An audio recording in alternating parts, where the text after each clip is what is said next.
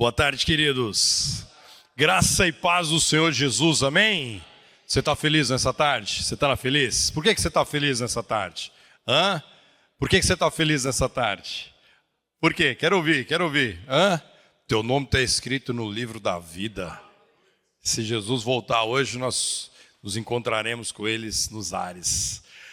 Que alegria, uma honra, meu sonho está aqui nessa tarde. Já vi muitas vezes aqui em Santos, não nasci em Santos, nasci em São Paulo, mas quando eu era criança meu pai falava assim, nós vamos para Santos. Era a alegria da minha infância, era vir para a Baixada, Santos, São Vicente, Praia Grande, Guarujá. Então a alegria está aqui com vocês. Eu sou o pastor William Salgado.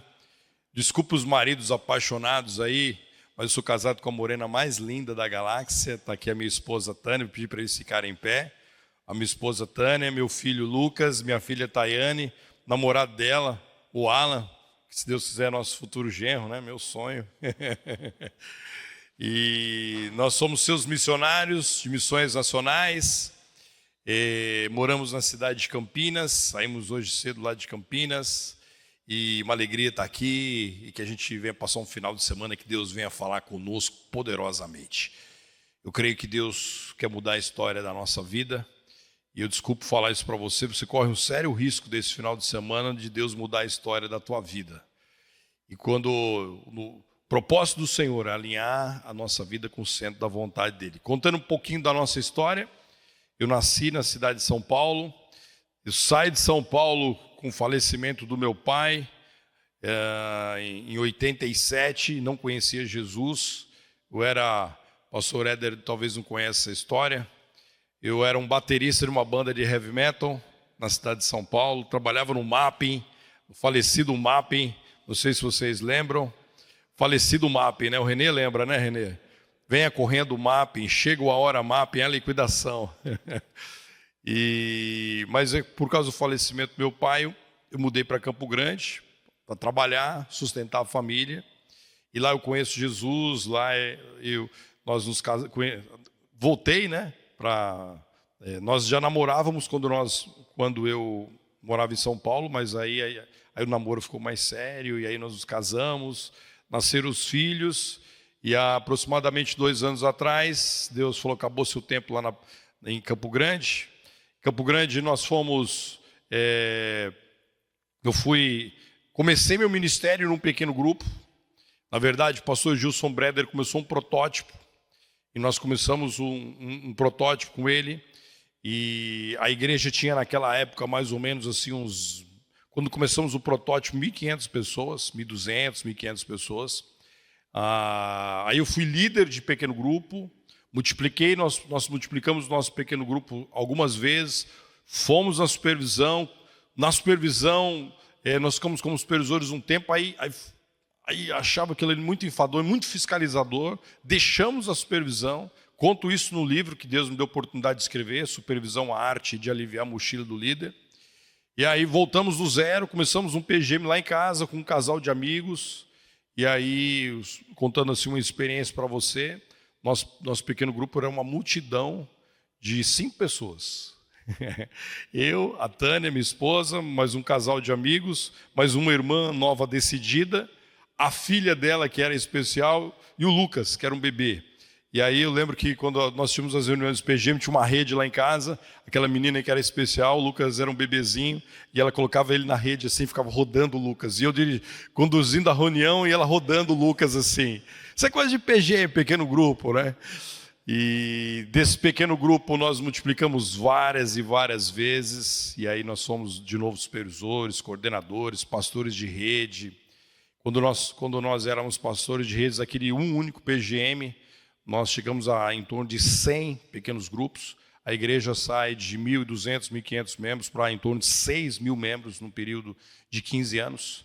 E nós vimos toda essa mudança da igreja. Uma igreja igual a PIB de Santos, uma igreja com 117 anos, extremamente tradicional, que eu vi ali a bateria, quando eu cheguei lá na igreja, não podia nem ter bateria, nem bater palma, quando eu cheguei lá na igreja. E hoje, assim, depois de 20 e poucos anos, uma igreja assim contextualizada para alcançar a cidade, uma igreja de aproximadamente 6 mil e poucos membros. Quando nós deixamos a igreja em 2022, eu era o gestor de todos os PGMs. Nós tínhamos uns 270, 280 pequenos grupos esparramados pela cidade. Pastor Walter e a... Teu nome? Andréia. Andréia também fez parte lá do pequeno grupo com o pastor Walter? Fez parte, né? Então, eu fui gestor dos pequenos grupos lá na igreja durante um ano e meio. E em 22, Deus falou assim, acabou o seu tempo. E nós recebemos um convite de missões nacionais e estamos coordenando a mentoria de pastores e esposas de pastores na visão de igreja multiplicadora. Nós temos hoje no Brasil aproximadamente uns 700 pastores em mentoria, esposas de pastores umas 60 esposas de pastores e missionárias. E a visão avança, irmãos, porque o nosso sonho é ganharmos o Brasil para Jesus. E não apenas fazermos convertidos, mas na visão de igreja multiplicadora nós queremos fazer não apenas convertidos, não apenas membros de igrejas, mas discípulos de Jesus. E o pastor Hernandes Dias Lopes diz que o Brasil ele está alcançado assim, praticamente todas as regiões, mas a fundura bem pequena. E nós entendemos que falta discipulado. E nós queremos falar muito desse final de semana sobre discipulado. Nós vamos ganhar vidas para Jesus, mas discipularmos essas vidas para que eles se pareçam cada vez mais com Jesus. Eu sei que vocês conhecem bem a Bíblia, eu quero chamar a atenção para você num texto. Nem precisa abrir a Bíblia, eu sei que vocês conhecem. Quando Jesus ressuscita, passa um tempo, os discípulos, eles cansaram de ficar esperando Jesus e voltaram para Galileia, e Pedro falou assim, vou pescar. Não sei se você lembra desse texto. E aí os discípulos começaram a pescar e não pegaram nada. E ali João avista Jesus na praia e fala para Pedro, olha, é o mestre. E Pedro não estava vestido adequadamente, ele pula na água. E Jesus pergunta, vocês pescaram alguma coisa? Eles só não pescamos nada. E aí Jesus fala assim, lança a rede às águas profundas. E eles pegaram tal quantidade de peixe que quase que o barco afundou. E aí quando eles chegaram, arrastaram aqueles peixes para a praia, Jesus já tinha feito um churrasquinho ali com pão e peixe, e ali eles começaram a conversar. E aí é onde que eu quero dizer o que Jesus chamou Pedro à parte e perguntou para ele, depois que ele ter traído Jesus 3 vezes, Jesus pergunta para ele assim, tu me amas? E Pedro na primeira vez responde, eu te amo, Senhor. E aí ele pergunta de novo a segunda vez, tu me amas? E aí Pedro falou assim, sim, Senhor, eu te amo. E aí ele pergunta a terceira vez. E aí Jesus fala assim, tu me amas? E aí Pedro falou assim, o Senhor sabe de todas as coisas, o Senhor sabe que eu te amo. E aí Jesus diz para ele, então vai e apacenta meus cordeirinhos. O que a gente aprende com isso, irmãos? Que nós só podemos apacentar os cordeiros de Jesus se nós amarmos Ele primeiro. Tu me amas? Se tu me amas, você está autorizado para cuidar das minhas ovelhas. Muitas vezes nós queremos fazer a obra do Senhor, nós queremos discipular vidas, evangelizar, nós queremos apacentar cordeiros, mas o nosso coração está longe do Senhor. O grande segredo para que a gente possa fazer a obra do Senhor é quando o nosso coração ama o Senhor acima de todas as coisas. Feche os teus olhos, coloca a tua vida diante da presença do Senhor. E eu quero fazer uma pergunta para você nessa tarde. Tu me amas? Jesus está perguntando para nós nessa tarde. Tu me amas? Tu me amas? E Jesus pergunta para Pedro 3 vezes. Tu me amas? Tu me amas? 3 vezes. E Pedro, na primeira vez, achava que ia ser uma pergunta fácil, na segunda vez já foi começando a ficar complicada, e na terceira vez, e Pedro falou assim, tu sabes, Senhor, todas as coisas, tu sabes que eu te amo, tu sabe que eu neguei o Senhor 3 vezes, tu sabe que eu fugi, e muitas vezes podemos arranjar muitas justificativas, mas nessa tarde a pergunta, Deus não quer justificativas no nosso coração, a pergunta do Senhor para nós é, tu me amas? Essa é a pergunta. Essa é a pergunta dessa tarde.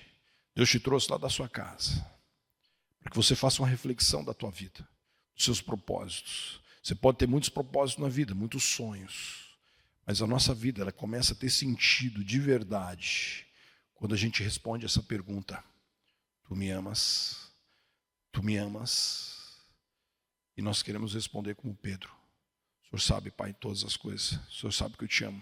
O Senhor sabe, Pai, que também nós temos limitações, temos defeitos. Mas nós queremos nessa tarde, Pai, nos arrepender dos nossos pecados. E queremos que o Teu Espírito alinhe o nosso coração ao Teu coração. Que possamos amar o Senhor acima de todas as coisas, possamos amar o Senhor acima, Pai, dos resultados, amar o Senhor acima das bênçãos, amar o Senhor acima, ó Deus, do nosso cartão de crédito, do nosso trabalho, da nossa família, das bênçãos que o Senhor tem nos dado, Pai. Que o Senhor seja o amor dos amores da nossa vida, porque quando o Senhor estiver em primeiro lugar na nossa vida, todas as demais coisas vos serão acrescentadas. Quando buscarmos o Senhor e o Teu reino em primeiro lugar, de coração, amando o Senhor, servindo o Senhor, ó Pai, glorificando o nome do Senhor, todas as coisas serão acrescentadas, Pai. Nós queremos, Pai, nessa tarde, render ao Senhor toda a nossa gratidão. Nós queremos render ao Senhor, ó Pai, todo o louvor. Mas nós queremos, Pai, que o Senhor, ó Pai, alinhe o nosso coração nessa tarde, para que possamos Te amar de todo o nosso coração, de todo o nosso entendimento, com todas as nossas forças. Pai, que o Senhor mude a nossa vida naquilo que precisa ser mudado. Mas nós queremos Te amar. Nós queremos Te amar, ó Deus, como Pedro foi transformado a partir dessa experiência, Pai. Ele pôde recomeçar o ministério dele, ele pôde recomeçar a caminhada contigo, quando ele responde, Pai, que te amava, e o Senhor diz: apacenta os meus cordeirinhos. Por isso, Pai, nessa tarde, que seja uma tarde muito especial, um encontro nosso com o Senhor, e o Senhor nos dando direcionamento daquilo que o Senhor quer para a nossa vida. Nós oramos em nome de Jesus. Amém. Amém. Tu me amas? O que você responde para ele? Pode falar aí, minha irmã. Olha aí. Como é que você respondeu? Uma das irmãs aqui? Tu sabes todas as coisas. Você sabe que eu te amo, né? Aí Jesus responde para Pedro: apacenta meus cordeiros. Deus tem levantado essa igreja, não tenho dúvida, irmãos. Deus tem levantado essa igreja aqui há 120 anos, para que essa cidade seja apacentada, que muitas ovelhas sejam alcançadas e apacentadas, discipuladas. E você não mora nessa cidade por acaso. Eu creio nisso. Nós vamos conhecer um pouquinho da visão de igreja multiplicadora nessa tarde. Quando a gente fala de visão de igreja multiplicadora, nós vamos falar dos princípios da evangelização discipuladora, do relacionamento discipulador, e amanhã cedo, se Deus permitir, nós queremos trabalhar um pouquinho sobre os pequenos grupos, porque muitas vezes as pessoas falam assim: poxa, mas igreja multiplicadora é só estabelecer os pequenos grupos. Não é apenas estabelecer os pequenos grupos. Então queremos conhecer um pouquinho da visão, da importância de nós termos os pequenos grupos. Conhecendo um pouquinho a visão de igreja multiplicadora, a visão de igreja multiplicadora é um convite para que a igreja volte aos princípios da palavra do Senhor. Quando nós olhamos os evangelhos, quando nós olhamos para o livro de Atos, quando nós olhamos para as cartas paulinas, ali você tem os princípios da palavra do Senhor, os princípios do Novo Testamento. Então a visão de igreja multiplicadora nada mais é do que um convite para que a gente viva os princípios. Agora guarda essa palavra, que você viva os princípios como um estilo de vida. Porque não basta apenas conhecer, pastor Éder falou muito bem, às vezes nós conhecemos os princípios, conhecemos a palavra, mas não praticamos a palavra. Então, como discípulos do Senhor Jesus, nós somos convidados a viver os princípios como estilo de vida, como igreja. Por isso, meu irmão, que há uma seta apontando para a palavra. Então a visão de igreja multiplicadora é muito mais do que ter pequenos grupos, é muito mais do que nós estabelecemos estratégias. Nós queremos viver a palavra como estilo de vida. E isso é a visão de igreja multiplicadora. E eu gosto muito dessa frase. O que é uma igreja baseada em princípios? Uma igreja baseada em princípios é uma comunidade local em que todos os membros vivenciando os princípios apresentados na palavra de Deus. Faz assim com o teu dedo, com os dois dedos, ó. Primeiro dedo, meu irmão, primeiro dedo, a glória do Senhor. E o segundo é o cumprimento da grande comissão. A visão de igreja multiplicadora, ela tem esses dois principais objetivos: glorificarmos o nome do Senhor. Nós não queremos fazer que as igrejas vivam apenas viver a visão de igreja multiplicadora para fazer a igreja crescer, para ter muitos PGMs. Vai ser consequência.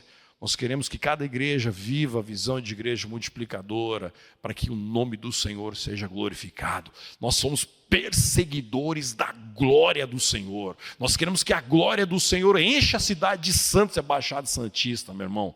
Então, a visão da igreja multiplicadora é que tem como objetivo glorificar o Senhor e cumprir a grande comissão. E, meu irmão, quando uma igreja, qualquer igreja estabelecida, quando ela não visa a glória do Senhor e o cumprimento da grande comissão, me perdoe, mas ela não pode ser considerada igreja. A igreja do Senhor Jesus, ela existe para dois propósitos principais: a glória do Senhor. E isso, meu irmão, se a palavra do Senhor diz: quer comais, quer bebais, quer façais qualquer coisa, quer você pregue, treine, cante, ministre louvor, ensine na IBD, faça visitas, vá no hospital, meu irmão, tudo isso só tem um objetivo: a glória do Senhor. Então, isso tem que estar no nosso coração. Você tem que levantar a segunda-feira, o propósito maior da tua vida, meu irmão, com toda sinceridade. Desculpe a sinceridade, não é você levantar de manhã para trabalhar, as irmãs estão aqui levantar para fazer uma comida maravilhosa, e isso é importante. Você tem que levantar de manhã cedo, abrir os teus olhos e dizer para a tua alma, para o teu coração. Você tem que dizer para você, para as pessoas: eu estou levantando mais um dia para que o nome do Senhor Jesus seja glorificado na minha vida. Esse é o propósito da igreja. A igreja do Senhor Jesus era estabelecida para isso, para que a glória do Senhor seja manifestada na face da terra através da tua vida. E como é que nós fazemos isso? Cumprindo a grande comissão. A grande comissão, meu irmão, é o grande mandamento do Senhor Jesus, quando ele chamou os discípulos e deu a ordem final antes dele subir aos céus. Então, a verdadeira igreja, os verdadeiros discípulos do Senhor Jesus, eles vivem para dois propósitos principais: a glória do Senhor e a multiplicação de discípulos, o cumprimento da grande comissão. Irmão, eu tenho percebido que muita gente perdeu o propósito de vida. E assim, minha esposa trabalha na área de área emocional, né? E eu percebo que a maior parte das pessoas que às vezes ela fala assim que tem um problema emocional são pessoas que perdem os propósitos. E a gente corre um sério risco de perder o propósito de vida, ou ter propósitos tão importantes. Mas no fundo, como o Salomão disse no livro de Eclesiastes, quando chega no final da vida, é vaidade. Então, meu irmão, eu vim lá de Campinas para dizer isso para você. Deus te estabeleceu com um propósito tremendo, que você glorifique o nome do Senhor, que você viva para a glória do Senhor, que esse seja o primeiro propósito da sua vida. E quando nós queremos cumprir o grande mandamento, meu irmão, de glorificar o nome do Senhor, cumprindo a grande comissão. Então, fazendo essa introdução, o que é a visão da igreja multiplicadora? Aqui tem uma definição, e eu vou pedir para os irmãos aqui cheios do Espírito Santo, os irmãos e as irmãs cheios do Espírito Santo. Quem está cheio do Espírito Santo aí? Você está cheio do Espírito Santo? Olha aí, Espírito Santo é uma igreja cheia do Espírito Santo, não é isso? O povo batista é um povo cheio do Espírito Santo. Então, vamos lá ler essa definição comigo. Vou contar até 3 e você lê comigo aqui. Vai lá, 1, 2, 3. A igreja...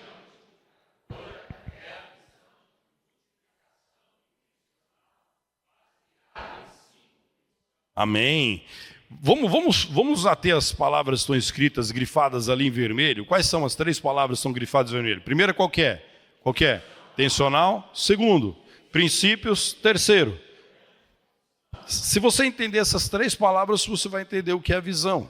A visão, meu irmão, a palavra intencional. O que nós queremos dizer com a palavra intencional? A palavra intencional significa o seguinte: quando você vai numa padaria, você não vai apenas para comprar pão. Você vai na padaria para comprar pão, mas você pode ir para a padaria para fazer discípulos. Você vai para a padaria para glorificar o nome do Senhor. Você vai na padaria para falar de Jesus, anunciar de Jesus. Tem uma padaria que eu e a Tânia vamos com frequência em Campinas, E eu estou marcando a caixa, meu irmão. Eu já sei que ela é de um outro estado, já perguntei o sotaque dela. E todas as vezes que eu passo por ela, eu falo assim, Deus te abençoe, Jesus te ama. E um dia desse ela até puxou o assunto com a gente, falando lá da cidade dela, falando as coisas estranhas lá da cidade dela. Eu falei, essa menina precisa muito de Jesus. Eu lembro que o ano passado nós tivemos uma reunião com o pastor Alípio lá na convenção em São Paulo. E o Adilson estava transicionando para o pastor Alípio.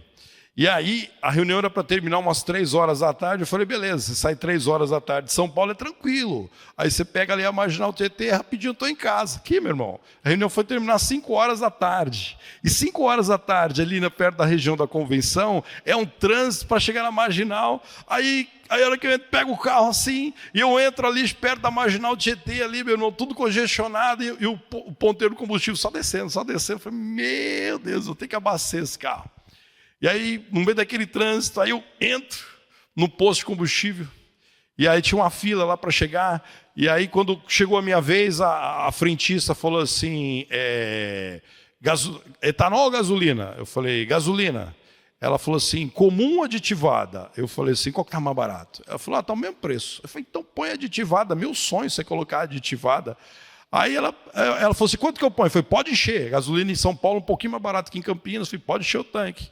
E estava enchendo o tanque lá, aí meu irmão, a gente não vai só no posto de combustível para abastecer o carro. Aí eu falei para ela assim, e aí? E quem que te abastece? Ah, moço, eu não tenho carro não, eu pego o ônibus mesmo. Ela nem falou onde, ela falou assim, eu tenho pé duro, eu vou de pé duro para casa. Eu falei assim, mas e quem abastece assim o teu coração? Aí ela para de abastecer. Como é que é? Abastecer meu coração? Eu sei assim, eu falei, quem põe gasolina aditivada no teu coração? Não estou entendendo essa história. Ela vira para mim e falou assim, você é pastor, é só pastor que falou um negócio desse. Eu falei, sou pastor. Aí ela falou assim, eu estou afastada dos caminhos do Senhor, eu era da igreja tal. Aí eu falei para ela, Jesus te ama, Jesus tem um plano maravilhoso na tua vida. Aí Deus colocou uma palavrinha no meu coração para falar para ela, falou o seguinte, Deus está com saudade de você. Aí, meu irmão, as lágrimas desceram. E ali ela abastecendo o carro, falou assim, eu posso orar por você? Meu irmão, 1 minuto, isso é 1 minuto. Se eu, sendo honesto, eu acho que até aí não tinha dado nem 1 minuto ainda quando eu comecei a orar com ela. Eu falei, Deus, faz uma obra na vida dessa irmã, que ela hoje venha decidir voltar para casa, que o Senhor tem projeto na casa dele, e rápido, ela abastecendo o carro. E ali, na hora que terminou de orar, ela falou assim, é hoje eu vou voltar para a casa do Senhor. E ela falou assim, eu era levita, eu cantava na adoração da igreja, e eu vou voltar para lá. E aí, meu irmão, a reunião lá na convenção foi importante? Foi. Mas uma vida vale mais do que o mundo inteiro. A reunião foi importante, mas aquela pessoa foi mais importante do que a reunião. Isso é intencionalidade.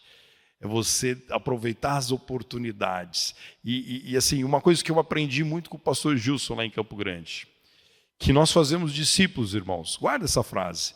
Do outro lado da mesa, até do outro lado das nações. Os nossos filhos são os discípulos mais importantes. Filho de crente não é crentino. Você precisa levar ele para Jesus. E assim, a estatística dizendo que se o povo de Deus batizasse, ganhasse os filhos, só os filhos, a igreja evangélica no Brasil hoje seria muito maior. Então nós não estamos nem batizando os nossos filhos. Então uma coisa que nós definimos lá em casa, eu e a Tânia, que discipulado ia ser prioridade, os nossos filhos serão prioridade. E assim eu glorifico o nome do Senhor, porque Deus tem feito a obra lá na nossa casa. Deus quer fazer a obra na casa de cada um dos teus filhos. Então a palavra intencionalidade é esse estilo de vida, para que a gente possa anunciar o Senhor Jesus em todos os lugares que a gente colocar a planta do nosso pé. Meu irmão, eu estava no aeroporto lá em Belo Horizonte, e assim, eu estava sentado, banco de frente e costa, assim, né? Você senta para um lado e a pessoa senta para o outro. E assim, aí de repente eu vi uma ligação do cara falando assim, bem baixinho, não. E eu fiz de tudo para ouvir aquela conversa, porque eu vi que aquela conversa era uma conversa tensa. E ele falou assim, não, ela vai morrer, ela está nas últimas consequências. Tal. Falando bem baixinho, não estava falando alto para ninguém ouvir, não. Tal. E eu estou aqui no hospital, ele ficou no hospital lá em Belo Horizonte, não sei quantos dias, tal. Não, eu estou indo para casa para preparar os meus filhos, tal, ouvindo aquela história. E aí a pessoa perguntou assim, o que você vai comer? Ele falou assim, todo o dinheiro que eu tinha gasto. Aí eu falei, eu preciso fazer alguma coisa para esse rapaz. Aí eu fui lá, na hora do almoço, tem um pão de queijo, lá em Minas Gerais tem muito pão de queijo bom. E eu ia pegar um pão de queijo para mim, e falei, não, vê dois, é um pão de... A Tânia comeu lá comigo, lá no aeroporto lá de Belo Horizonte, com um pão de queijo recheado lá. E aí peguei para ele, sentei na frente dele, falei, olha, desculpa, eu ouvi sua conversa.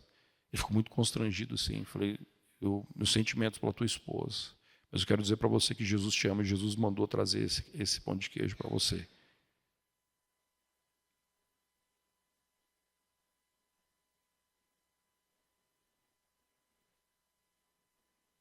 Isso é intencionalidade, irmãos. Deus nos dá oportunidades para a gente falar de Jesus com a nossa vida e com as nossas palavras. Ali não precisei falar muito.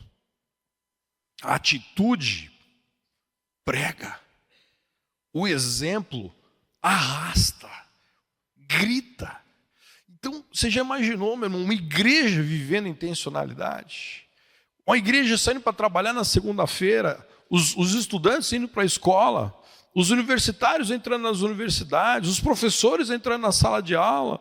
Então, isso muda a cara da igreja, quando a igreja começa a viver essa intencionalidade. Então, a visão da igreja multiplicadora é quando nós olhamos para os discípulos, quando nós olhamos para Jesus, quando nós olhamos para João, para Pedro, para Tiago, você vê que eles viviam essa intencionalidade. Você pega ali em Atos 3, moço, eu tenho uma esmolinha para me dar, eu não tenho nem prata nem ouro, mas o que o teu tem te dou, levanta e anda. Intencionalidade. Então, irmãos, a visão de igreja multiplicadora é um convite a uma vida intencional, e onde nós somos convidados a viver os 5 princípios como estilo de vida, isso com o objetivo de cumprir a grande comissão. E os 5 princípios da visão de igreja multiplicadora: oração, evangelização discipuladora, plantação de igrejas, formação de líderes, compaixão e graça. Esses são 5 princípios da visão de igreja multiplicadora. E assim, tirando a questão de plantação de igrejas, que é já algo mais com a igreja como um corpo para realizar, os outros 4 princípios eu preciso viver realmente como estilo de vida. Eu trabalho na mentoria de igreja multiplicadora já faz vários anos. E muitas igrejas elas não conseguem viver a visão de igreja multiplicadora por causa do primeiro princípio. Porque não consegue viver o princípio da oração.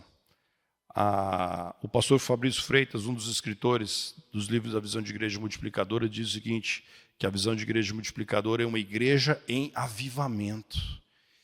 E eu percebo isso, irmãos, que a grande dificuldade das nossas igrejas hoje é de verdade ter uma vida de oração, uma vida de intimidade com Deus, uma vida de práticas espirituais. Eu não sei que horário que você acorda, faz assim com o teu dedo, mostra assim para mim o horário que você acorda, 5 horas, 6 horas, 5 horas, acorda cedo, hein? Já vai correr na praia, né? 5 horas da manhã. Tem pique de atleta aí. Ó. Quem mais aí? Quem mais? O cara se acorda 5. Todo o pessoal acorda cedo, hein? 6 horas. Eu vi alguém fazendo com as 2 mãos assim, 10 horas, é isso mesmo? Não? 6 horas, 7 horas. Eu vi um fica com as 2 mãos assim. Eu não vou falar quem que é não, tá, irmãos? Pode ficar tranquilo. Mas, quando eu aprendi lá em Campo Grande, que hora que toca o despertador, você escorrega. O que é isso? O que é esse negócio de escorrega? Sabe o que é escorrega? Alguém tem ideia? O que é escorrega? A irmã falou assim, o que esse homem está falando? Escorregar isso aqui, irmão. Aqui, ó. É o lugar mais alto que você vai chegar no teu dia. Não são as vitórias, as conquistas, as bênçãos que você recebeu ao longo do dia. É você se prostrar aos pés do Rei dos Reis, Senhor dos Senhores. Começar o dia aqui. Aí minha esposa viu que meu joelho estava começando a ficar arrebentado. Ela ganhou Na verdade, ela ganhou e deu para mim uma almofada. Então, se você quer passar um bom tempo de joelhos na presença do Senhor, põe uma almofada ali, um chinelo, um travesseiro, algo mais fofinho, porque senão o joelho estoura mesmo. Mas é aqui, ó. É que você vai adorar o nome dele. Você vai agradecer pela noite que você teve, vai colocar suas ansiedades, suas preocupações do dia.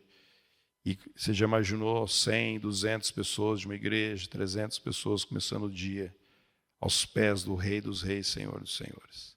Eu tenho um amigo que mora em São Paulo, ele mora na zona leste de São Paulo. Ele diz o seguinte: William, o cara que mora em São Paulo, paulistano, que não mora de manhã, ele está maluco, ele está doido.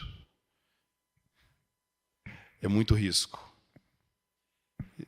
Eu sei que não tem como comparar a violência de São Paulo com Santos, né? Incomparável aqui, muito mais tranquilo, muito mais seguro que São Paulo. Mas independente do lugar perigoso que você more, eu preciso começar o meu dia na presença dele. Eu preciso começar o meu dia abrindo a palavra, lendo a palavra, estudando a palavra. O pastor Gilson Breder me ensinou que eu não devo comer o pão da terra sem primeiro comer o pão do céu. Então, essa prática, irmão, essa disciplina. Aí você fala assim: William, tem dia que não dá vontade de orar. É verdade, tem dia que não dá vontade de orar, não, meu irmão. A gente tem que escovar os dentes mesmo sem vontade, né?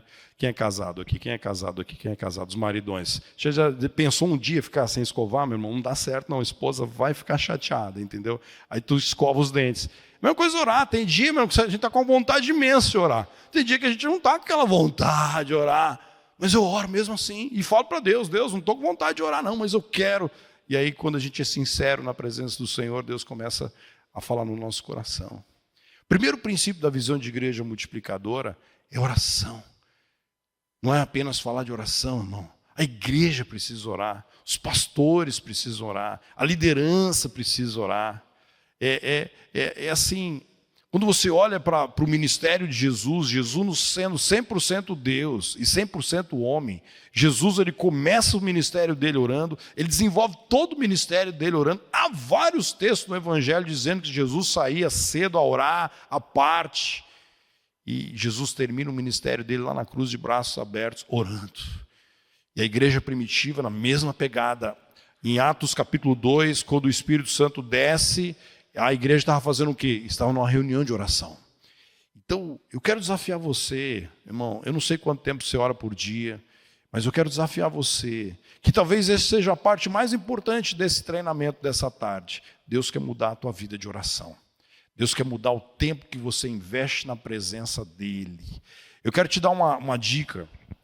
Eu estou vendo alguns irmãos aí anotando. Eu quero dar um acróstico para vocês. A palavra acima. Algumas pessoas falam assim: William, começa a orar. Aí quando olha no relógio, deu 5 minutos. O que eu faço para orar mais? Então vou dar um acróstico aí para vocês. A palavra acima é um acróstico. Tem professoras aqui, professoras aqui, professor gosta de acróstico. Principalmente professor de cursinho, gosta muito de acróstico. Então a palavra acima quer dizer o seguinte: William, o que eu faço no meu tempo de oração? Adoração. Primeiro A, de adoração. Você adore o Senhor. Comece o teu dia adorando, dizendo que Ele é santo, que Ele é poderoso, que Ele é o Rei dos Reis, Senhor dos Senhores. Adoração, irmão. Adoração, as nossas primeiras palavras na presença do Senhor precisam ser adoração. Porque senão a gente entra na presença do Senhor como uma lista de supermercado, como se Deus fosse delivery, entendeu? E aí Deus, olha, eu estou precisando disso, precisando daquilo outro. Vai chegar a hora para você fazer isso. Mas comece adorando, adore o Senhor. Tenha gratidão ao Senhor. Adore o A de adoração. O C de confissão.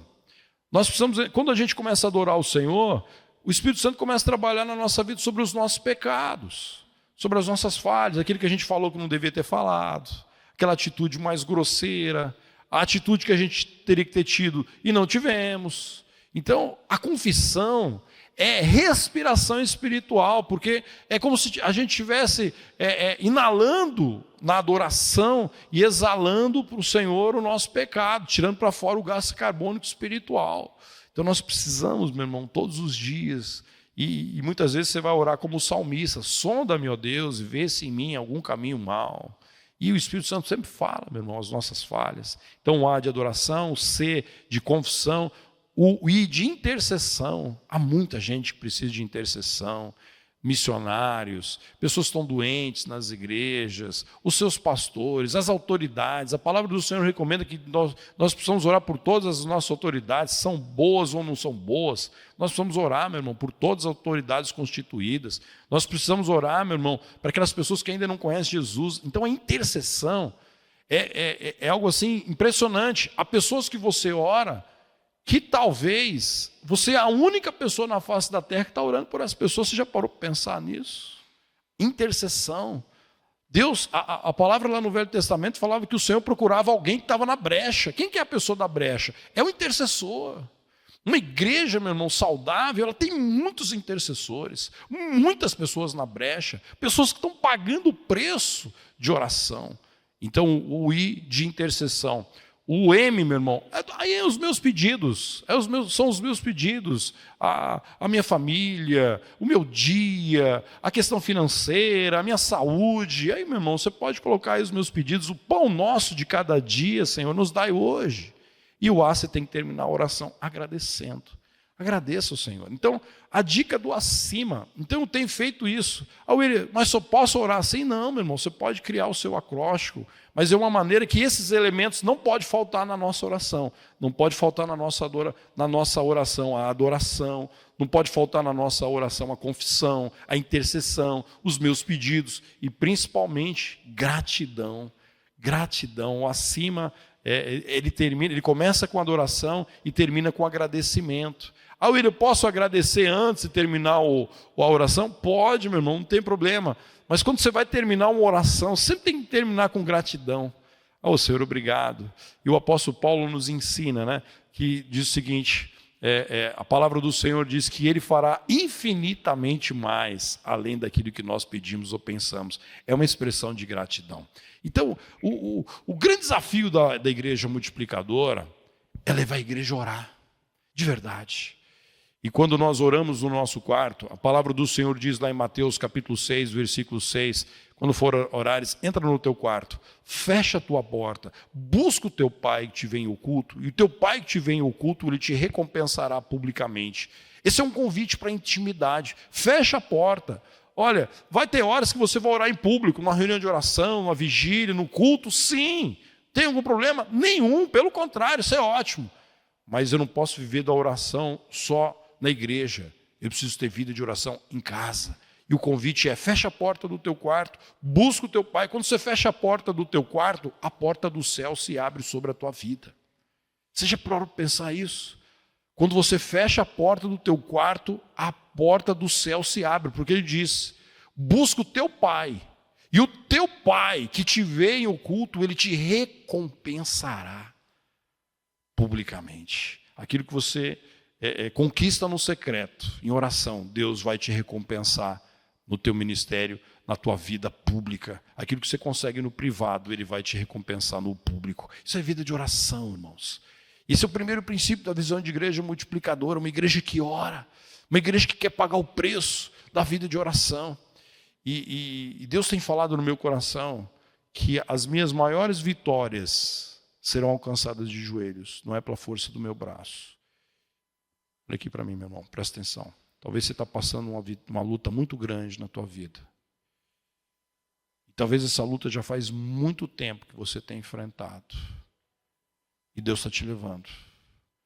Muitas vezes permitindo você passar por esse deserto, para você aprender, ir para a oração e conquistar lá na oração a força, a resposta, o fortalecimento que você precisa para enfrentar esse gigante.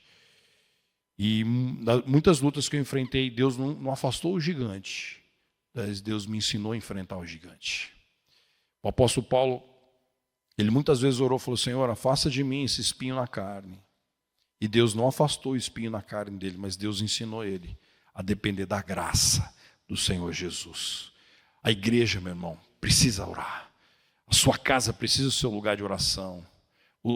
Todos os dias na sua vida, que seja tempo de oração. E eu creio que um dos principais motivos que Deus te atraiu para esse encontro de igreja multiplicadora, e Deus está falando com você e comigo nessa tarde, Deus está com saudade de nós, do tempo de intimidade que a gente parava na presença dele. Esse é o primeiro princípio. O segundo princípio é a evangelização discipuladora. A evangelização discipuladora nós vamos falar mais detalhadamente daqui para frente, mas o que acontece nas nossas igrejas? Nós fizemos uma separação entre evangelismo e discipulado. Só que quando você olha para os evangelhos, e principalmente para o ministério de Jesus, Jesus nunca fez uma separação entre evangelismo e discipulado. E muitos dos teólogos, meu irmão, estão concordando hoje assim, de várias correntes teológicas. Você pega várias correntes teológicas, todos eles estão falando a mesma coisa. É impressionante esse discernimento que muitas correntes teológicas estão tendo sobre esse ponto, que muitas vezes nós separávamos, não, nós vamos fazer evangelismo. E aí depois de terminar o evangelismo, não, agora vamos fazer discipular. Não, Jesus nunca fez uma linha de corte entre evangelismo e discipulado. Nós precisamos evangelizar e cuidar das pessoas que nós estamos evangelizando. Eu já vi muitas pessoas estar evangelizando, falam assim, pastor, agora é contigo, agora que você que cuida. Meu irmão, quando nós olhamos para as Escrituras, a gente não percebe isso. A gente percebe, meu irmão, que há uma linha de continuidade. Eu evangelizo e continuo cuidando, a não ser que se eu não vou ver nunca mais aquela pessoa, mas se eu tenho contato com aquela pessoa, eu preciso ser o discipulador. Então, o evangelismo e discipulado. Eu quero trazer uma estatística para vocês aqui. É um negócio assim, meio estarrecedor para mim. E isso está na pesquisa de um livro do pastor David Bledsoe. Não sei se o pastor Éder conhece o David Bledsoe. David Bledsoe escreveu o seguinte, no livro Evangelização via Relacionamentos. Eles começaram a pesquisar quais são as igrejas que crescem. Quais igrejas que crescem? E aí falou assim, não, essa igreja está crescendo, não tem pequeno grupo. Ué, essa igreja aqui cresce, tem, então não é pequeno grupo. Essa igreja cresce porque tem um louvor mais contemporâneo. Essa aqui não tem louvor contemporâneo, mas está crescendo. Então eles começaram a falar assim, mas qual que é o motivo que faz de fato as igrejas crescerem? E aí, meu irmão, encontraram um único ponto em todas as igrejas, de várias denominações, de vários estilos, e aí eles encontraram que um ponto batia em todas. Está curioso, né? Está curioso. Aí a pesquisa diz o seguinte, igrejas que nos últimos 6 meses, um recorte de 6 meses na história da igreja, nos últimos 6 meses, o pastor presidente ou o colegiado dos pastores daquela igreja, nos últimos 6 meses, tiveram de 6 a 8 relacionamentos intencionais com não crentes ou afastados. Então, quando a igreja tem nos últimos 6 meses, com seus pastores, ou o pastor, tem igreja que a maior parte das igrejas só tem um pastor. Então, quando você pega essas igrejas, o pastor ou o colegiado pastoral nos últimos 6 meses tiveram de 6 a 8 relacionamentos intencionais com não crentes e afastados, essas igrejas são as igrejas que crescem. Aí eles fizeram uma leitura dessa pesquisa dizendo o seguinte, que igrejas que crescem é quando a liderança, os pastores, mostram o caminho da evangelização discipuladora. E aí a igreja vê os pastores fazendo, e as igrejas começam a fazer as mesmas coisas. Esse é o motivo que faz as igrejas que mais crescem. Eu fiquei estarrecido. Eu nunca imaginava que seria um negócio desse. O que isso está dizendo? Igrejas que crescem são igrejas que pastores, liderança e membresia estão no mesmo propósito de ganhar vidas e fazer discípulos para Jesus. Independente do estilo de culto, independente da região geográfica, independente se tem telão de LED, se tem ar-condicionado, se tem bateria ou não tem bateria, se tem banco de couro ou não tem banco de couro. Meu irmão, é evangelização discipuladora. É falar de Jesus, fazer discípulos. Aí quando você olha para a igreja primitiva, era exatamente isso que fazia as igrejas do Novo Testamento crescerem. Era uma multidão de pessoas. Atos, capítulo 2, versículo 47, a parte B. E o Senhor acrescentava todos os dias aqueles que iam sendo salvos. Todos os dias era dia de salvação na igreja de Jerusalém, porque todo dia aquela igreja estava anunciando o Senhor Jesus. O que faz uma igreja crescer, meu irmão, é quando cada membro, cada discípulo do Senhor Jesus se coloca à disposição do Espírito Santo para, de forma intencional, falar de Jesus, fazer discípulos. E aí, queridão, a igreja vai crescer. Esse é um processo natural. Terceiro, plantação de igrejas. Eu creio que nós temos muitas igrejas para serem plantadas no estado de São Paulo, no Brasil e nas nações. Eu não sei você, mas talvez daqui desse templo hoje, pode sair algum plantador de igreja aqui, pastor Éder. Talvez alguém que está sentado aqui e fala assim, puxa, eu acho que o meu negócio é plantar uma igreja. E eu conheço, aqui no estado de São Paulo eu conheci no ano passado uma senhora de 60 e poucos anos de idade, aposentada, e quando ela aposentou, ela se colocou à disposição da Junta de Missões Nacionais. Quero receber o treinamento porque eu quero plantar uma igreja aqui na cidade de São Paulo. Ela está plantando uma igreja lá na periferia de São Paulo. 60 e poucos anos de idade. E assim, não tem idade, não é para jovem ou adulto ou casado, solteiro. É para quem quer ganhar vidas e plantar igrejas. Esse é o terceiro princípio. O quarto princípio é a formação de liderança. Há um grito, irmãos, de desespero no Brasil, querendo a necessidade de formarmos líderes. As igrejas têm um déficit de liderança muito grande. Quem é líder de ministério aqui? Líder de algum ministério? Líder de algum ministério. Aqui, 1, 2, 3, 4. O grito de desespero de todo líder de ministério é falar assim, rapaz, eu preciso de ajudadores, eu preciso de outros líderes comigo. É como se fosse, irmãos, fazer um exemplo aqui, é como se fosse 2, 3 pessoas empurrando a igreja sozinho, no ministério dele, fazendo. Então há um grito de desespero. Então, na visão de igreja multiplicadora, escuta isso que eu vou dizer para você. Nós queremos que cada igreja seja uma fábrica de líderes. Nós somos de líderes, irmãos. Nós precisamos de líderes servos, líderes cheios do Espírito Santo. Nós não precisamos de gerentes, nós precisamos de trabalhadores. Por isso que a palavra do Senhor diz, né? Quando o Senhor Jesus nos ensina a orar, pedindo trabalhadores, líderes servos, líderes que apontam para Jesus, que olham para o modelo servil de Jesus e querem ser líderes servos. E o quinto e último é compaixão e graça. William, o que é compaixão e graça? É viver a compaixão e graça como estilo de vida, é aproveitar todas as oportunidades para ser bênção na vida das pessoas. Às vezes a gente pensa que a única forma de servirmos através de compaixão e graça é oferecer uma cesta básica. Isso ajuda bastante, pagar uma conta ajuda, mas é muito mais do que isso. É servir, é abençoar as pessoas, é por onde você passar, que você venha exalar o perfume de Cristo com as suas atitudes, viver com paixão e graça. Eu conheci uma igreja lá na Bahia, que eles fizeram o sábado. Tem algum baiano aqui? Alguém do Nordeste? Alguém do Nordeste, Bahia? Que estado que é, meu irmão? Que estado?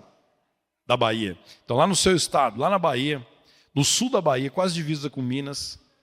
Então, essa igreja do sul da Bahia, de Itarantim, perto de Vitória da Conquista, mais para Vitória da Conquista, no sul da Bahia. E a igreja lá, Filadélfia de Itarantim, fez o sábado do cabra macho. Você já está entendendo o que é, né? Qual que é o mês do exame Qual que é o mês aí? Novembro. A irmã está ligada, né? Novembro, né? Já sabe, né? Então, novembro, o sábado do cabra macho. Irmão, e trouxe um urologista lá para conversar com os homens, dar palestra para os homens. E encheu a igreja, meu irmão, de homens da cidade. Não era só os homens da igreja, não. Os homens da cidade inteira. Para ouvir palestras sobre o exame da próstata. E alguns fizeram exame de sangue, fizeram parcerias. Então, é uma forma da igreja servir a sociedade. E há muitas outras formas de nós servirmos. Eu lembro que alguns anos atrás nós tínhamos um culto de liderança, chegou um casal de visitantes, caiu lá no culto, só tinha líderes, e eles eram os únicos visitantes na igreja.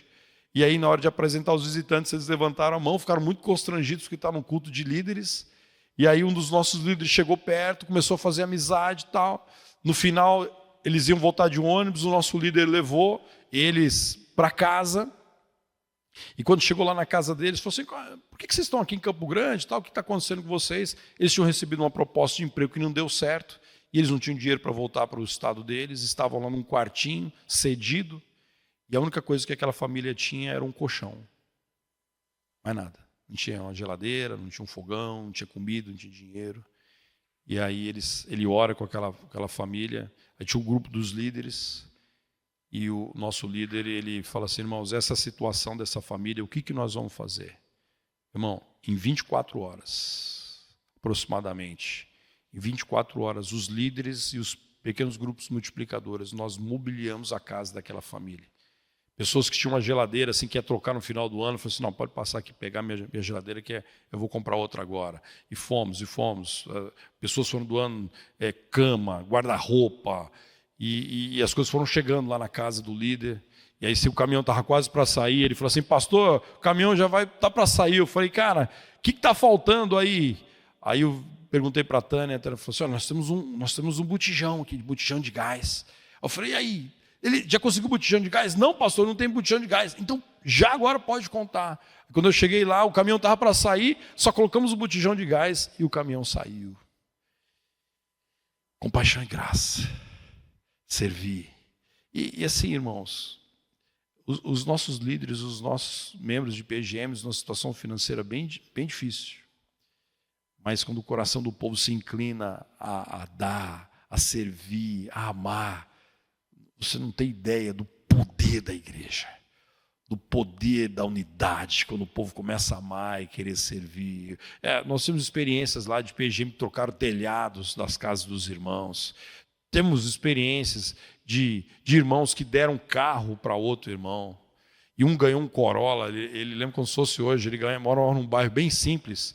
Aí ele ligou para mim e falou assim, pastor, como é que eu vou entrar com o Corolla lá na comunidade? Eu falei, meu irmão, passa lá na livraria evangélica, compra aquele adesivo assim, dado por Deus. Ele falou, vou fazer isso. Por que eu vou entrar com esse carro lá, pastor? Aí hoje na vinda agora na Imigrantes, passou um carro igualzinho, um Corolla preto. Eu falei, é o carro do Tadeu. Todas as vezes que eu vejo um Corolla preto, eu lembro do Tadeu.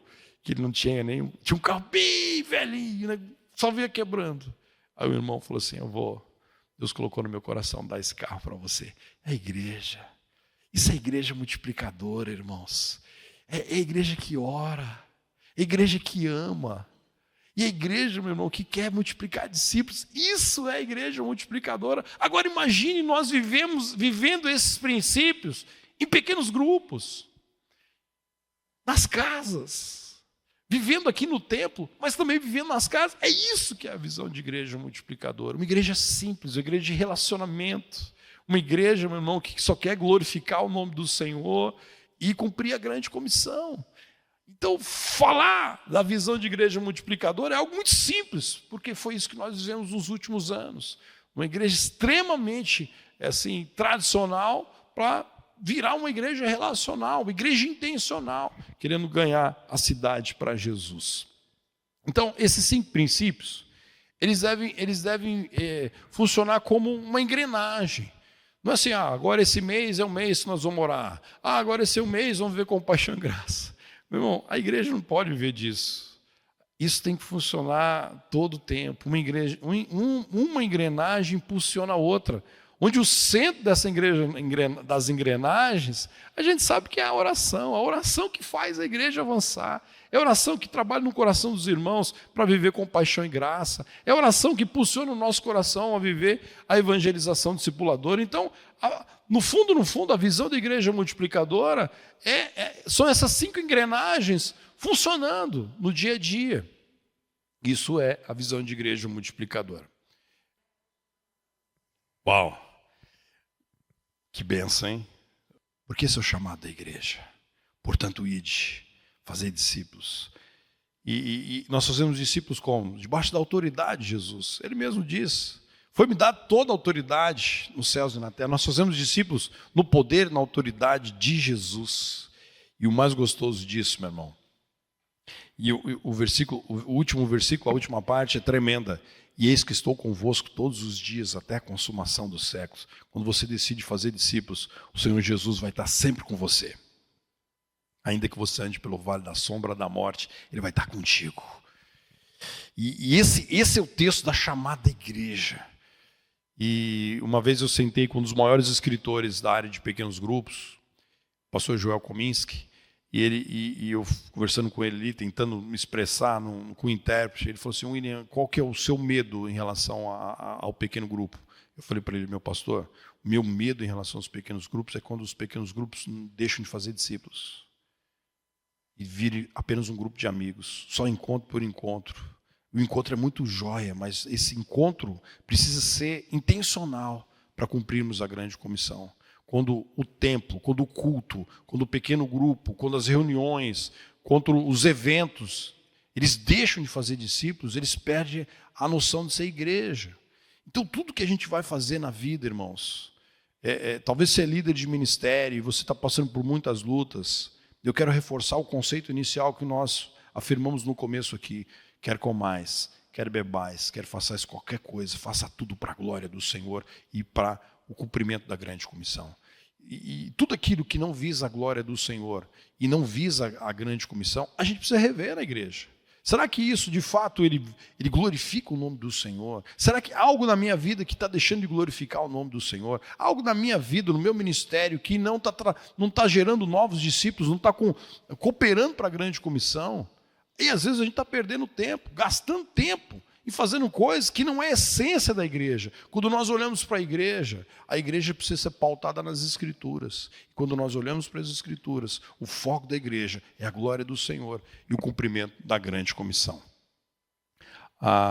O núcleo da grande comissão, muitas vezes a gente fala assim, mas é o ID, é o ID. É claro que é o ID, mas o centro da grande comissão não é o ID, porque no original, trazendo do original para o português, talvez o mais aproximado seria o indo, não o id. Ou seja, é no teu ir, é você ir na padaria, é você ir para a escola. E muitas vezes você vai ser chamado para um campo para a África, para um campo transcultural. Mas a maioria das pessoas, meu irmão, eles aceitam o Senhor Jesus e continuam nas suas cidades de origem. Então, o texto original não fala assim, portanto, o id, sai da sua cidade e vai para outra. Para alguns isso vai acontecer, mas para a maioria é o id, é o indo, aqui, agora. Você é chamado para fazer discípulos. Portanto, o id, fazer discípulos de todas as nações, batizando-os em nome do Pai, do Filho e do Espírito Santo, ensinando a obedecer todas as coisas. E tudo isso através de relacionamentos intencionais. E esse é o chamado da igreja. Portanto, meu irmão, fazer discípulos. Fazer discípulos é o centro da grande comissão. Aqui 4 coisas muito importantes que nós queremos frisar. O que não é igreja multiplicadora? E aqui eu queria que vocês prestassem bastante atenção, porque aqui algumas pessoas se confundem. Quando você pega uma visão ministerial, existe visões ministeriais e existe, meu irmão, modelos ministeriais. Há uma diferença muito grande de visão e modelo. Eu quero falar primeiro de modelo para depois falar de visão. Modelo, como se fosse uma camisa, por isso que o próprio nome já é um modelo. Por exemplo, você pega essa camisa aqui. A camisa que eu uso, com todo respeito, não vai ficar boa no pastor Éder, vai ficar folgada no pastor Éder. Eu falo, William, essa camisa aqui está muito folgada, rapaz. Será que não dá para fazer um ajuste aqui? Não, meu irmão.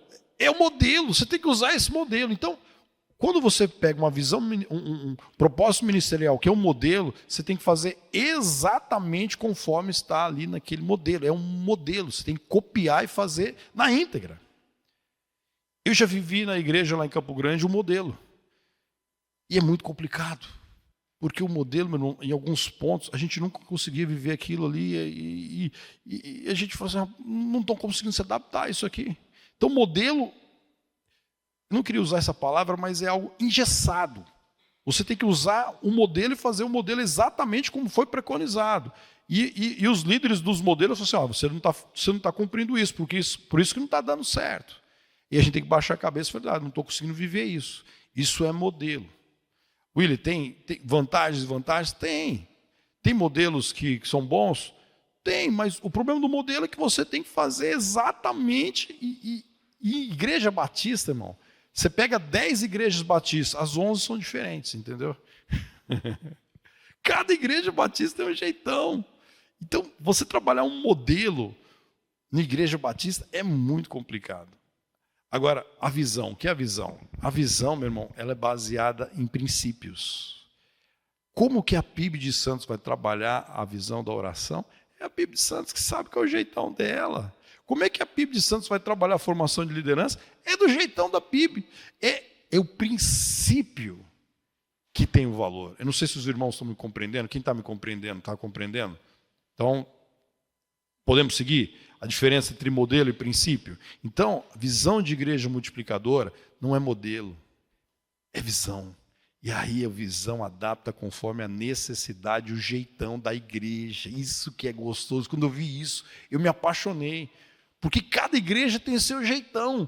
Então nós não queremos mudar o jeitão da igreja, nós queremos que a igreja viva os princípios. Aí está a diferença.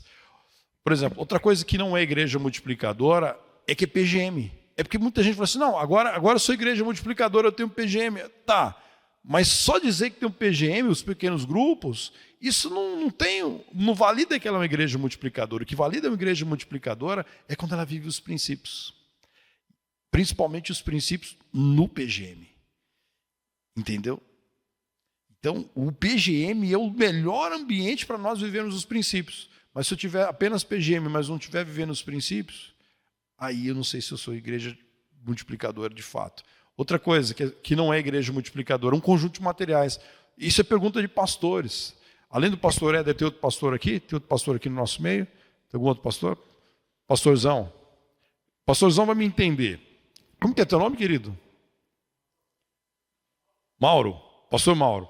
Pastor Mauro vai me entender. Quando as pessoas perguntam de igreja multiplicadora, eles já perguntam assim, qual é o material? Qual é o material? Qual é o material de igreja? Irmão, eu não conheço nenhuma visão ou modelo ministerial que tenha mais literatura do que igreja multiplicadora. Mas a igreja multiplicadora não é apenas material. Material é só de suporte. Não vive de material. Outra coisa, assim, eu conheço um pastorzão que ele foi num congresso como o nosso, que vocês estão participando, ele terminou ali, me procurou no final, falou assim, amanhã eu vou mudar tudo na igreja. Eu falei, pastor, não faça isso, pelo amor de Deus. Não é mudar tudo, irmãos. Não é mudar tudo. O que, de fato, presta bem atenção nisso que eu vou dizer.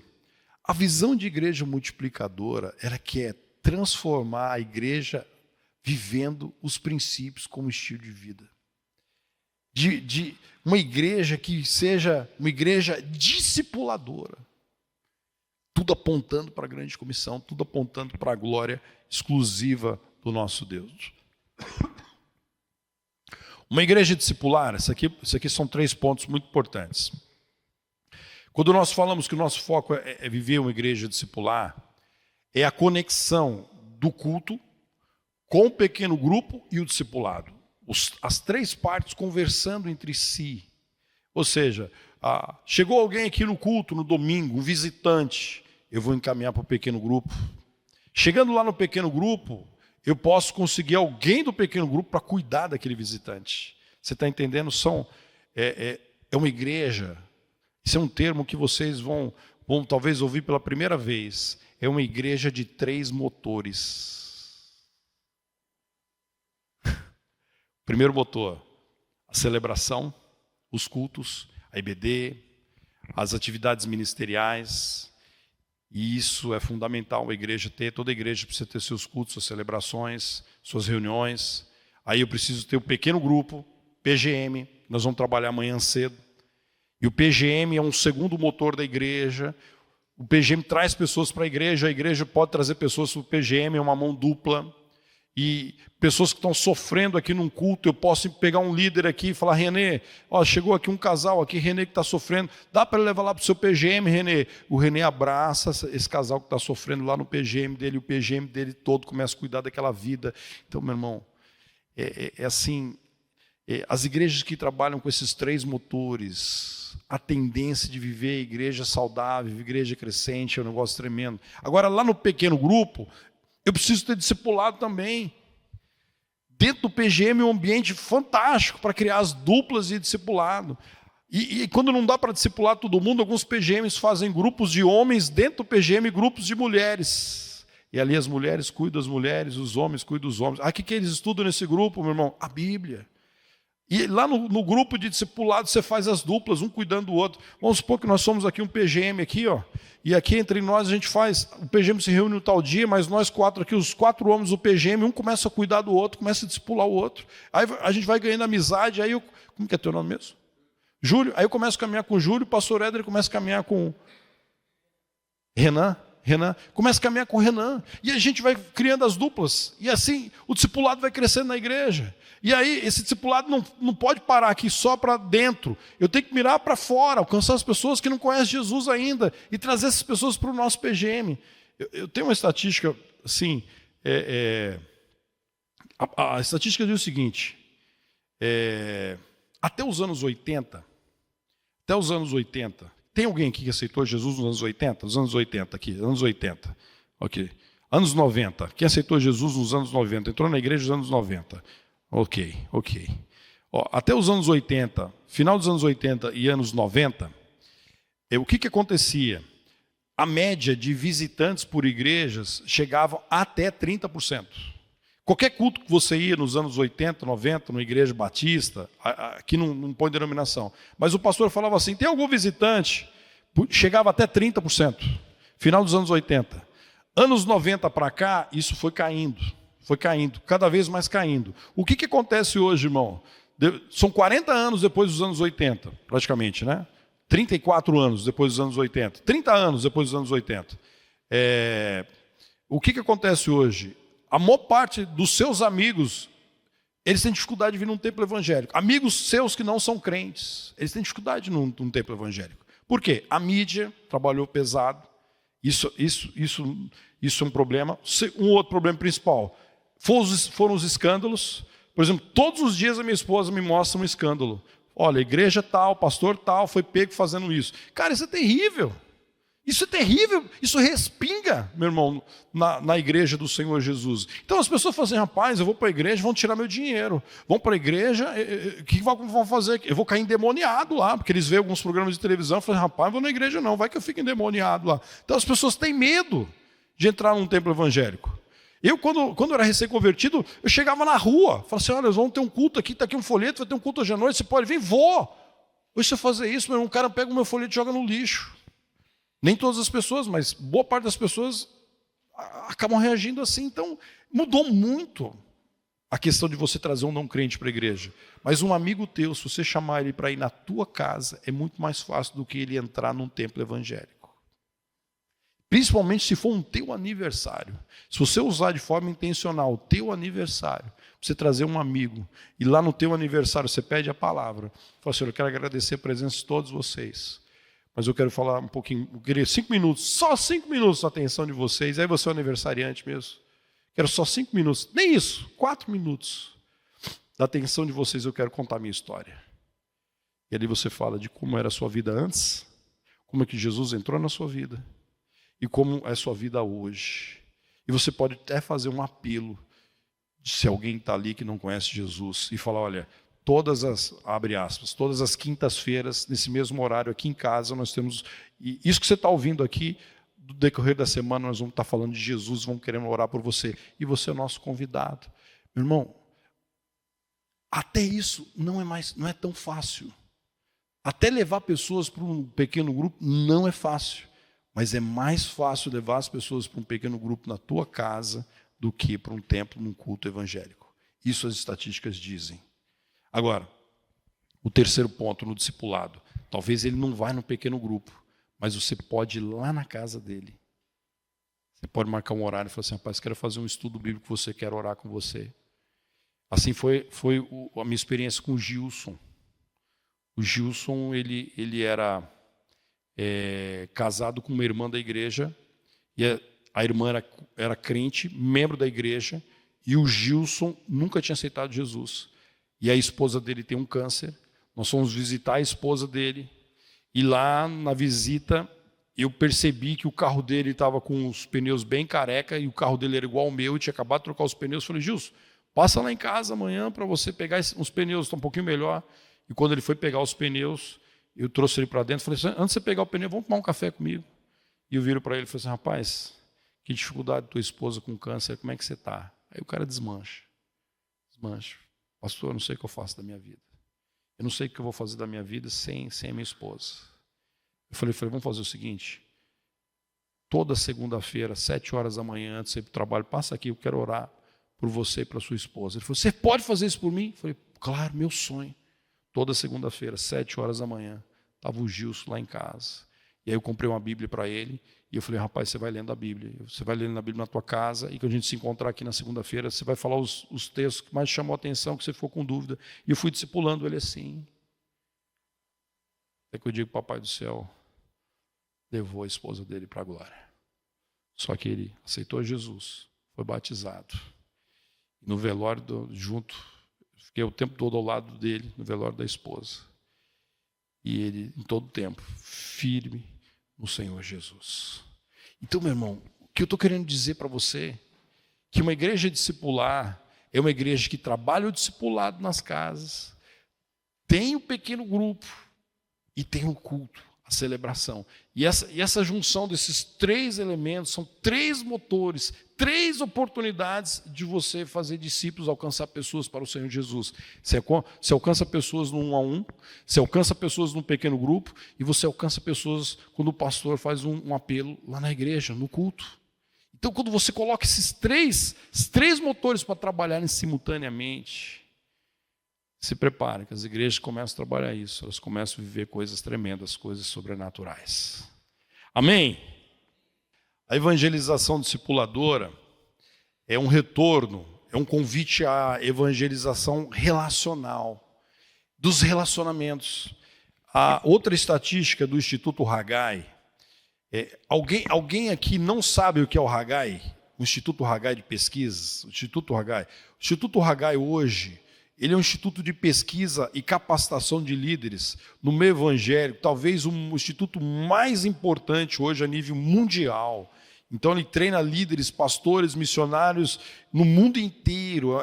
Ele não é batista, mas ele é interdenominacional e ele é aceito assim no nosso meio batista assim muito fácil, porque a maior parte das lideranças são nossas, são povo batista. Aqui no estado de São Paulo, se não me engano, a sede fica lá em Campinas. Eu já estive lá. Então, é um povo muito sério. Então, o Instituto Haggai, além de treinar líderes, ele faz pesquisas. E numa das pesquisas do Instituto Haggai diz o seguinte, eu vou arredondar para ficar mais fácil. 80%, na verdade a pesquisa diz 79,6%, mas vamos arredondar para 80%.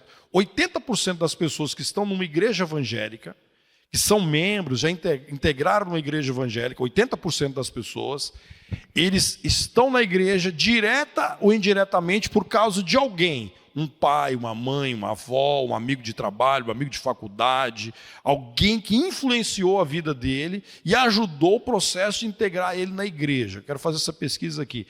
Tem alguém que você pode citar na tua vida um nome que foi tal responsável que você está hoje aqui na PIB de Santos ou na igreja que você se converteu? Levanta a mão. Um nome, ó. Olha, é isso aí, 80%. 80% do povo está aqui no templo, sempre tem um nome, alguém. Né? No meu caso, eu e a minha esposa foi a nossa avó. Quando a gente fala da nossa conversão, a minha avó teve um impacto muito grande na minha vida, na vida da Tânia. Então, sempre tem alguém, um pai, um amigo de trabalho, um colega. Então, a evangelização relacional é a evangelização via relacionamentos, onde você olha para os seus amigos que não têm Jesus ou estão afastados, e você, de forma relacional, você começa a viver essa evangelização relacional. Ela é diferente da evangelização eventual. A evangelização eventual é o que acontece num evento. Você marca uma data, faz um congresso, traz um pregador, faz um evento em determinado lugar e fala para as pessoas trazerem visitantes. Só que o Instituto Haggai está dizendo para nós que esse negócio não está funcionando mais. Que os não crentes ou os afastados não estão querendo entrar em templo evangélico. E aí nós vamos esperar até esse povo mudar essa opinião. Desculpa a sinceridade, eu acho que essa curva aqui não vai mudar para os próximos anos aqui no Brasil, irmão. Essa curva do não crente entrar num templo evangélico, ela está em ascensão. Então, se o povo não está vindo até nós precisamos orientar o povo. Ou através de um pequeno grupo, ou através da evangelização relacional, da evangelização discipuladora. A evangelização relacional, ela tem como princípio, fazer discípulos é o estilo de vida da igreja. Então, todos somos convidados a viver através dos nossos relacionamentos. Eu lembro que eu trabalhava numa multinacional de telecomunicações e aquela empresa falava que tinha que ter 15 minutos por dia para um café. Eu falei, é o momento que eu vou fazer evangelização discipuladora. Então a gente está ali tomando um café, fazendo amizade com eles e perguntando como é que estava a vida e falou, assim, eu vou orar com você. Aí teve um rapaz lá que estava com um problema no casamento e tal. Aí no cafezinho ele começou a abrir o coração e falou assim, rapaz, eu não sei mais o que eu faço com minha esposa, tem dia que eu não consigo mais conversar com ela. Aí eu falei assim, rapaz, eu vou orar por ela. Aí eu fui para casa e fui orar mesmo, meu irmão. Aí no outro dia, ele chega na minha mesa com um olho desse tamanho assim, e falou assim, rapaz, você rezou mesmo pela minha mulher? Eu falei, não, eu não rezei, eu orei pela sua esposa. Ele falou assim, rapaz, eu cheguei em casa, essa mulher estava um doce. Que reza que você fez por essa? A mulher mudou. Aí foi a oportunidade que eu tive de falar de Jesus para ele. Eu falei, olha, Jesus não quer apenas mudar o relacionamento, Jesus quer mudar a tua esposa, Jesus quer mudar o teu coração. Então é usar as oportunidades do dia a dia para que a gente fale de Jesus, para que a gente ore pela vida das pessoas e viver isso como estilo de vida. Isso é a evangelização discipuladora. E aí imagine, meu irmão, um pequeno grupo trabalhando, fazendo isso. Então amanhã, se Deus permitir, amanhã cedo eu quero estar falando um pouquinho de como viver isso nos pequenos grupos. Vai ser no primeiro momento, né, pastor Éder? E depois, no culto da manhã, é isso, né? No culto da manhã, se Deus permitir, eu quero estar falando sobre o poder dos relacionamentos intencionais. Como é que a gente faz isso? Quais são os princípios desse relacionamento intencional no culto da manhã? Então, o fazer discípulos é o fim, a atividade essencial da igreja. Onde estou, eu testemunho do meu Salvador. Como diz o falecido pastor Edson Queiroz, Atos 1:8. A gente pode, no poder de Deus, no poder do Espírito, nós somos chamados para ser testemunha. Nós não somos chamados para serem juízes, nós somos chamados para ser advogados de acusação, advogados de defesa, nós somos chamados para sermos testemunhas. Então, é viver essa vida de testemunho. E aí você fala assim, William, tem hora que não dá para falar. É verdade, irmãos. Tem hora que você não vai falar nada, tem hora que você vai viver. Viva o Evangelho. Viver o Evangelho é uma das formas tremendas de testemunhar. Mas tem hora que aí eu preciso falar. Então, é saber o momento certo de viver e saber o momento certo de falar. Quando você vive o Evangelho, meu irmão, as pessoas param para te ouvir. Escuta isso que eu estou dizendo para você. Quando você vive o Evangelho, de verdade, quando as pessoas veem Jesus através da sua vida, quando você abre a boca para falar de Jesus, eles falam, é verdade, você vive isso. Esse é o segredo do testemunho. O segredo do testemunho é uma vida que se parece com Jesus. E as minhas palavras precisam ser as palavras de Jesus Cristo. Relacionamento intencional e relacionamento discipulador. Qual que é a diferença? Isso aqui é muito importante vocês compreenderem. Vamos pegar o exemplo do rapaz que eu estava evangelizando no café. Enquanto ele estava ali falando no café dos problemas dele e tal, ele era um RI. Um RI é um relacionamento intencional. Você não chegar para a pessoa e falar assim, você é meu RI. Não precisa falar isso para a pessoa, tá, irmãos? A questão é só para a gente explicar para você. Você está querendo ganhar aquela pessoa para Jesus, mas você não está falando para assim, você é o meu RI, hein? Não faça isso. Mas para você e Deus, você vai orando, Senhor, eu quero apresentar diante do Senhor a vida do fulano de tal. Então, ele nem sabe o que é RI, ele nem sabe o que é Jesus ainda, ele está num processo. Aí você vai orando por ele, vai testemunhando com a sua vida, com as palavras, e vai chegar um momento, onde que deixa de ser um RI para ser um RD, um relacionamento discipulador. Há uma linha tênue, e essa linha é a palavra interesse. É quando as pessoas falam assim, pastor Éder, me explica isso melhor. Como é que é isso mesmo?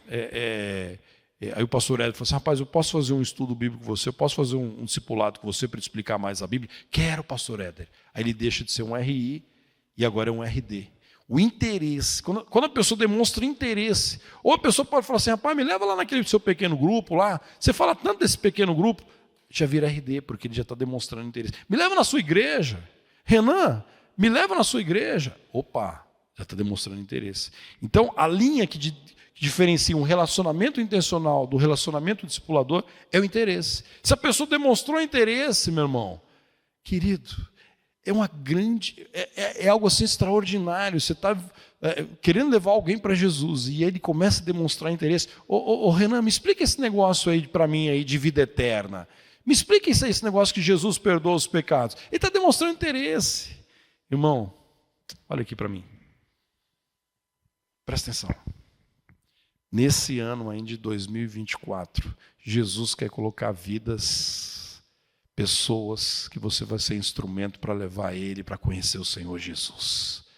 E vai chegar um dia que você vai sentar com essa pessoa aqui do seu lado. Vai chegar um dia que você vai...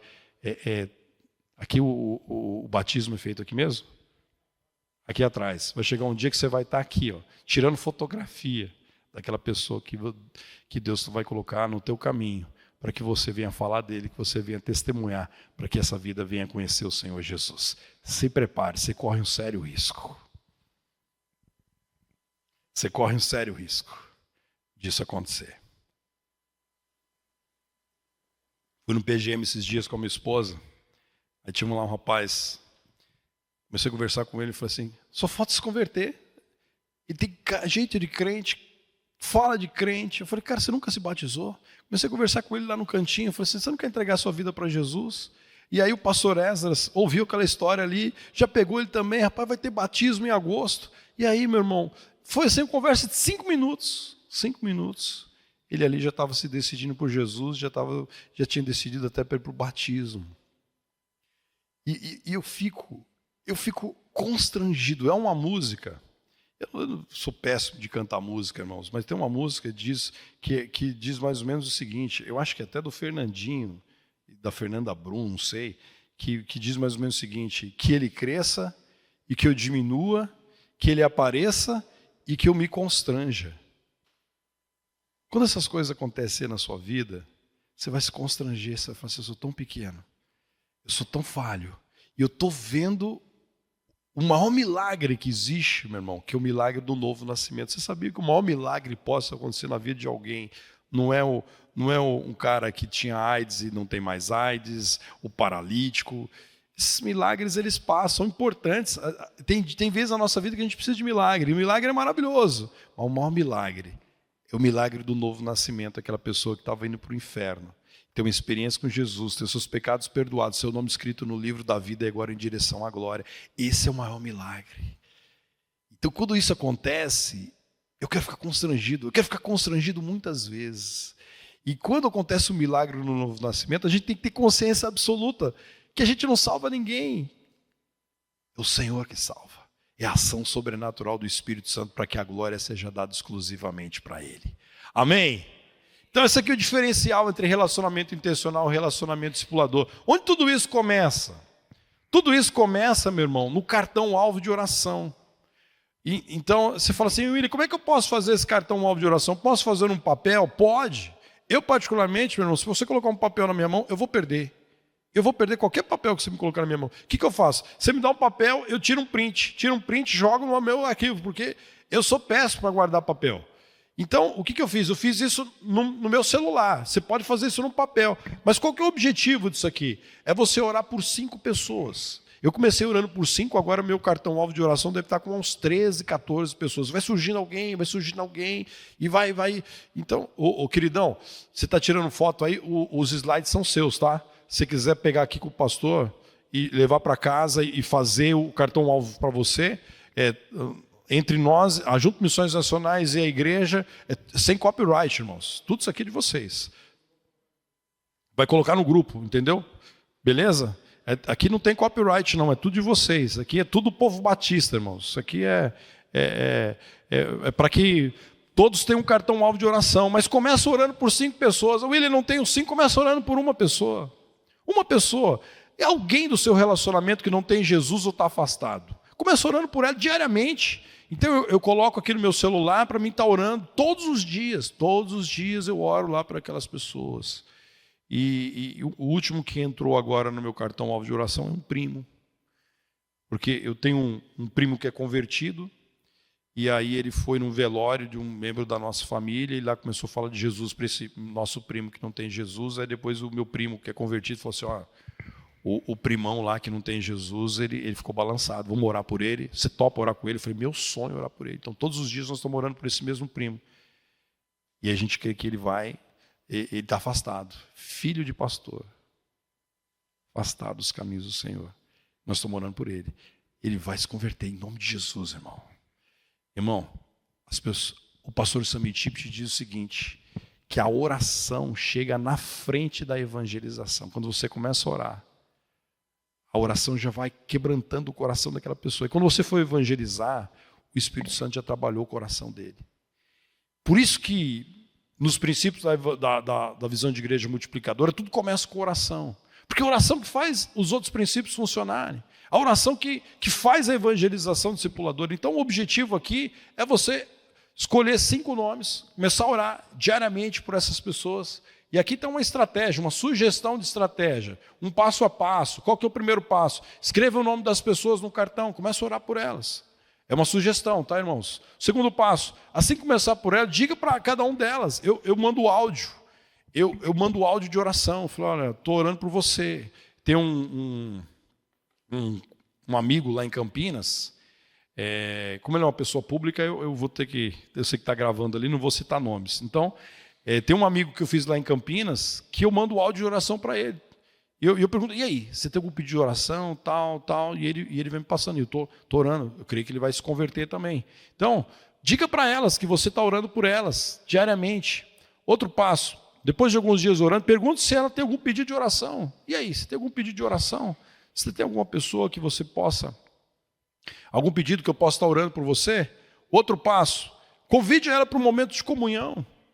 Um momento de tomar um café. Por exemplo, lá em Campinas o pessoal gosta muito de ir para a padaria. Dá para tomar um café na padaria, aí vamos na padaria tomar um café. E ali você pede 3 minutos, 5 minutos. Olha, eu estou orando por você, eu quero 5 minutos. Eu só quero contar meu testemunho, como era a minha vida antes.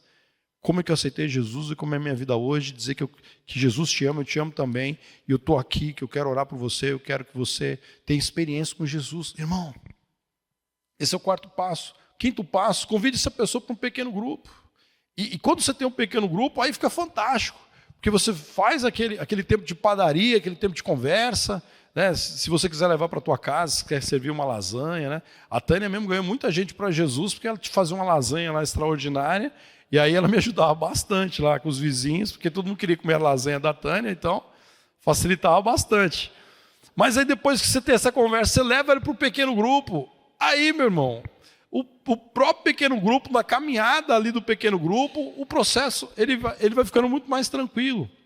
E aí se a pessoa demonstrar desinteresse, você fica bravo com ela, vai ficar chateado com ela? Não. Você agradece a oportunidade, fala assim, eu vou continuar orando por você. Irmão, essa é uma estratégia tremenda. Começar a orar, começar a mandar áudios, aproveitar a oportunidade para ter uma conversa, convidar para o pequeno grupo. E aí você fala assim, o William não tem pequeno grupo ainda. Traz para a igreja. Olha, que horas tem culto aqui no domingo?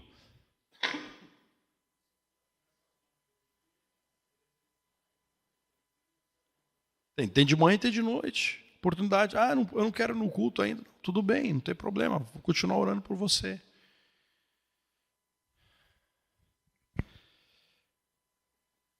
Eu já vi, meu irmão, centenas, para não falar milhares de pessoas que aceitaram Jesus através dessa simples estratégia. Alguém orando, alguém testemunhando, alguém convidando.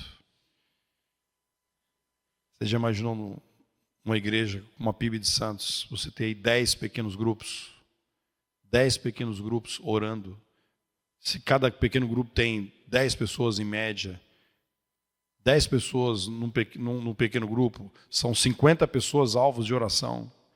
Se são 10 pequenos grupos, 500 pessoas alvos de oração. Meu irmão, é uma estratégia tremenda que Deus tem dado para as igrejas para que a gente possa fazer discípulos.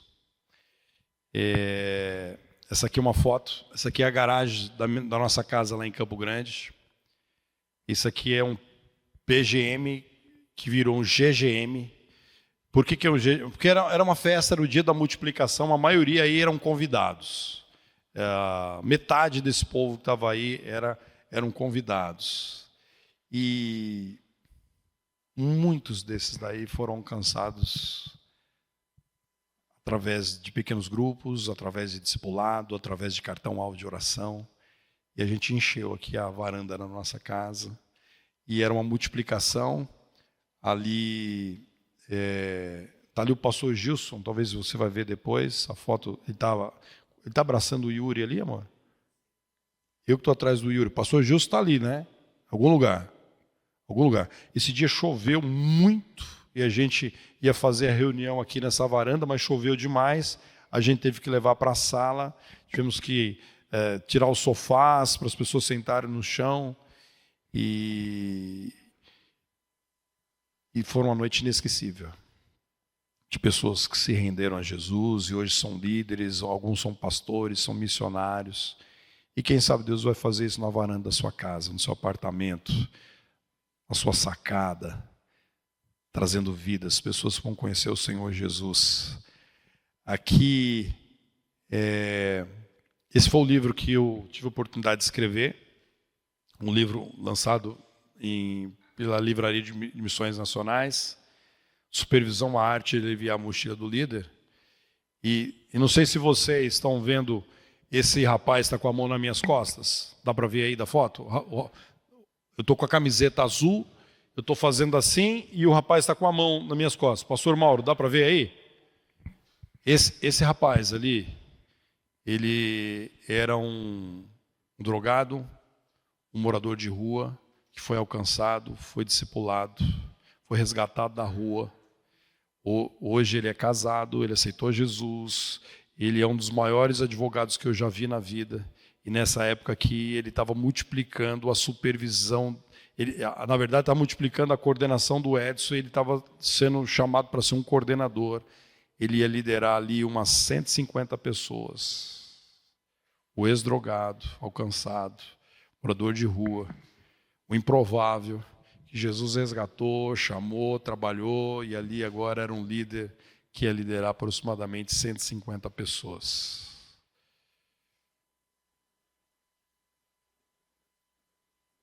Que ele cresça, que eu diminua, que ele apareça e que eu me constranja. Você corre um sério risco, meu irmão, de nos próximos anos Deus começar a resgatar vidas através da sua vida, através da sua casa, daquele sofazão que você comprou lá na Casas Bahia, aquela sala maravilhosa que Deus te deu, onde Deus vai trazer pessoas ali para sentar ali, você vai ter a oportunidade de falar do Senhor Jesus. Eu queria deixar aqui meu Instagram. Eu não sei se você tem Instagram, mas o meu Instagram é @prwilliamsalgado. Se você tem alguma dúvida, ou dúvidas surgirem no futuro, toda semana eu recebo ali várias dúvidas que chegam no Brasil inteiro. Eventos como esse que nós estamos fazendo nesse final de semana aqui, nós fazemos nesse ano uma expectativa de 100 multipliques pelo Brasil. Só nesse final de semana são 4, no estado de São Paulo 2. É muito bom, eu aprendi com o pastor Jeremias que quando a gente ouve homens de Deus, e eu sei que o pastor William tem um coração preparado para ouvir isso, é beber no hidrante, né? Você já tentou beber água no hidrante? Não dá não, né? Então assim, venham amanhã pela manhã e com certeza Deus vai continuará falando conosco. E com certeza a gente, nessa tarde, nós vamos ruminar e absorver muitas coisas. Vamos embora para casa, os nossos afazeres ainda, pensando, analisando em tudo que nós aprendemos aqui. Amém?